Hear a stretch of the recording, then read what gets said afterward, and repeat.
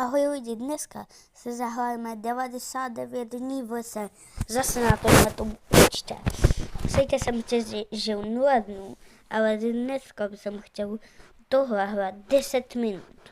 Takže jestli to zvládnu bez jednoho umřetí, tak dejte, jestli ani jedno neumřu, tak mi dejte like a odběr, tak vám další video už neunikne a už těžím další strom.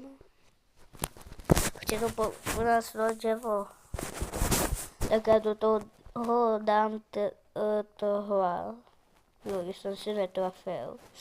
Dám do toho možná tak tohle.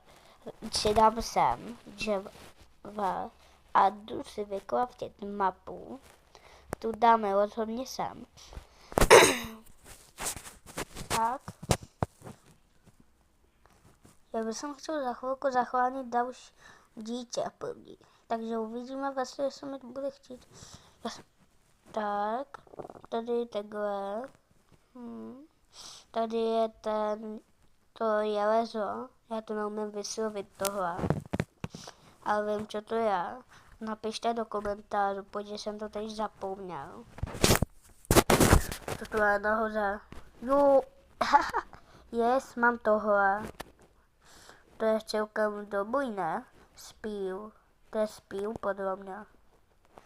To je napichovák spíl. Tady teďka se podíváme, co je v této boutce. Další tohle. Budeme tomu říkat něco jiného, jo, kámoši. Ale teďka rozhodně jsou tady tohle. Tak, dobrý. To dám sem zas, ale... Tak, tady vykraftíme tohle. Se podíváme, kolik nich tady je. Ale dobrý, jsme tady asi všichni, jsem se rychle podíval jenom. První den pořád, no. Jdeme zachránit první čačko. No to je jedno, že bude tma. Tam je tuhle, dvojková nebo prvníková. Podle mě dvojková. Takže tady ji otevřu. Tak. Panu chestplate.